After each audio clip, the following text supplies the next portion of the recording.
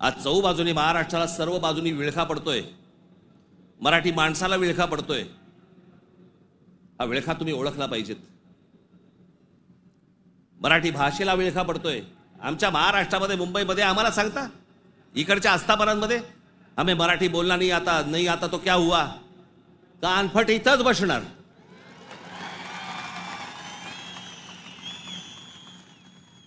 फालतू देशबीज सांगायचं नाही आम्हाला. प्रत्येक राज्याची एक राजभाषा आहे, त्या राजभाषेचा सन्मान हा प्रत्येक राज्यामध्ये राखला गेला पाहिजे. महाराष्ट्रामध्ये मुंबईमध्ये मराठीचा मान हा राखला गेलाच पाहिजे प्रत्येक आस्थापनेत. या महाराष्ट्रामधल्या उद्यापासून तयारीला लागा. महाराष्ट्रातल्या प्रत्येक बँकेत मराठी वापरली जाते की नाही पहिले चेक करा. प्रत्येक बँकेत, प्रत्येक आस्थापनेत तुम्ही मराठी म्हणून सगळेजण कडवटपणे उभे राहायला पाहिजेत. या देशामधला हिंदू हा हिंदू तेव्हाच होतो जेव्हा मुसलमान रस्त्यावरती येतात. एरवी फक्त भक्तिभावाने असतात, पण हिंदूंमधला हिंदू जेव्हा जागरूक होतो तो फक्त दंगलीमध्ये हिंदू असतो. दंगल संपली की तो मराठी, पंजाबी, गुजराती, बंगाली सगळा होतो. आणि मग ज्याला तो मराठी होतो त्याला मग तो साळी, माळी, मराठा, ब्राह्मण, कुणबी सगळा होतो. आपापल्या जातीबद्दल प्रेम असणं हे स्वाभाविक आहे, पण दुसऱ्याच्या जातीबद्दल विद्वेष असणं, तिरस्कार असणं ही विकृती आहे.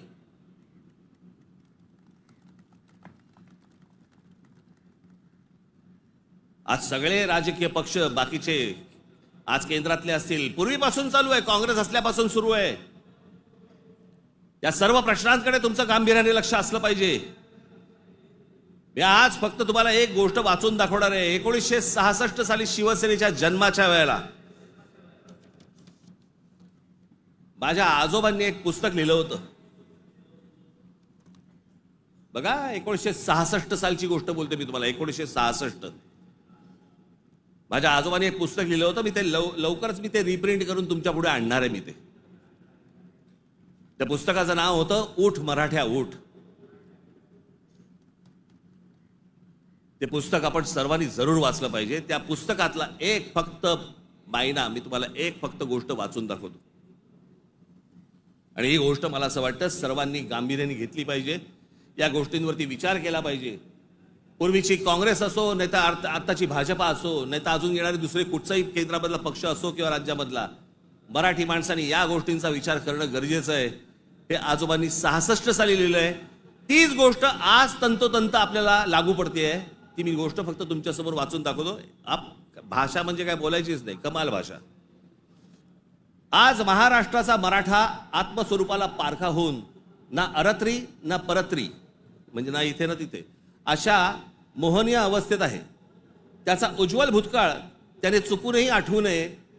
त्याचा उज्ज्वल भूतकाळ, जे मी मगाशी तुम्हाला सांगतो ना, इतिहासातल्या चांगल्या गोष्टी, त्याचा उज्ज्वल भूतकाळ त्याने चुकूनही आठवू नये. या धोरणाने त्याच्या त्या इतिहासाची जडणघडण नव्या राजकारणी रंगढंगाला साजेशी बदलण्याचा उद्योग सध्या चालू आहे. काळाच्या कचक्यालाही न जुमानता ग्रंथ दसतात आणि पिढ्यानपिढ्यांच्या स्मरणात परंपरेने चिरंजीव झालेल्या ठळक ऐतिहासिक घटनांवर ही निरनिराळे बनावट अर्थ बनवण्यात येत आहे. जिकडे पाहावे तिकडे जे आता चालू आहे, त्या इतिहासाचे वेगवेगळे अर्थ तुम्हाला सांगितले जात आहेत.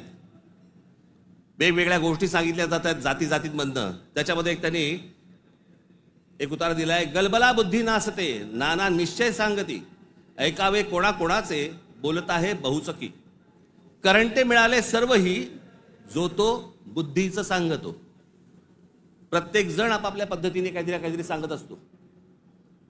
त्यांची बुद्धिमत्ता तेवढी नसते, पण प्रत्येकाला वाटतं मला व्यक्त व्हायचंय, आणि प्रत्येक जण बुद्धी पाजळत असतो. त्यांच्याकडनं बुद्धी घेऊ नका, चांगली पुस्तकं वाचा. असा समर्थोक्त देखावा दिसत आहे. बुद्धिभेदाच्या या वावटळीत शिक्षितांपासून अशिक्षित मजुरांपर्यंत सारे गुरफटले गेले आहेत. जागृतीचा, उत्थानाचा बोध करील तो जातीयवादी, संकुचित वृत्तीचा, देशद्रोही म्हणून त्याची सर्वत्र निंदा लानस्ती आणि जाहीर सभातून निषेध करण्यात येतो. कारण स्पष्ट आहे. महाराष्ट्राचा मराठा जागा होऊन आपल्या आत्मस्वरूपाचा शोध घेण्या इतका कदरबाज स्वाभिमानी बनू लागला तर सत्ता स्पर्धेच्या शर्यतीच्या रिंगणात आपल्या पक्षीय घोड्यावर स्वार झालेल्यांचे रिकीबितले पाय लटपटल्याशिवाय राहणार नाहीत। हे जे आज सत्तेचे सगळ्या घोड्यांवर चालू आहे ना, घोड्यांवरती बसलेले आहेत, तुम्ही एक व्हा, तुम्ही एक मराठी म्हणून ताकद ह्यांना सर्वांना दाखवा। नाही ह्यांचे पाय लटलटले तर मला सांगा। पण तुमच्यामध्ये सगळ्यांमध्ये फक्त मतभेद निर्माण करणं, बुद्धिभेद निर्माण करणं आणि त्या बुद्धिभेदातनं ह्यांना फक्त सत्ता राबवायची आहे सगळ्यांना। आज सत्तेवर बसले तेवढंच नाही म्हणत मी, सगळेच। म्हणून मला तुम्हाला एवढंच सांगायचं आहे, आजच्या या गुढीपाडव्याच्या दिवशी, हा गुढीपाडवा, या गुढीपाडव्याच्या दिवशी तुम्ही हा मराठी नववर्षाचा सण, या मराठी नववर्षाच्या क्षणी तुम्ही सगळ्यांनी, महाराष्ट्रातल्या तमाम माझ्या माता भगिनींनी, माझ्या बंधूंनी, भावांनी, माझ्या बहिणींनी, सगळ्यांनी एकजुटीने मराठीचा नारा द्यावा। आणि ज्या वेळेला ते इतर ज्या वेळेला अंगावर येतील त्यावेळेला आपण हिंदू म्हणून अंगावरती जाऊ, एवढी ताकद आपण आज या ठिकाणी ठेवू। आपण आज या गोष्टींची शपथ घेऊ आणि पुढच्या सगळ्या येतात निवडणुका आता लागतील, मला असं वाटतं की ऑक्टोबर नोव्हेंबरला लागतील बहुधा, यांची गॅरंटी नाही, कारण यांचं चाललंय ते बरं चाललंय। एक माणूस धरून बसलेत आयुक्त प्रत्येक ठिकाणचा, त्याच्यामुळे सोपं असतं राजकारण। ज्या वेळेला निवडणुका लागतील तोपर्यंत सगळी बांधणी तुमची पूर्ण झालेली पाहिजे आणि सगळेजण तुम्ही जोरात कामाला लागले पाहिजेत, एवढी फक्त एक इच्छा, आशा, अपेक्षा व्यक्त करतो आणि पुन्हा एकदा गुढीपाडव्याच्या आपल्याला सर्वांना शुभेच्छा देऊन आपली सर्वांची मी तूर्त रजा घेतो। धन्यवाद। जय हिंद, जय महाराष्ट्र।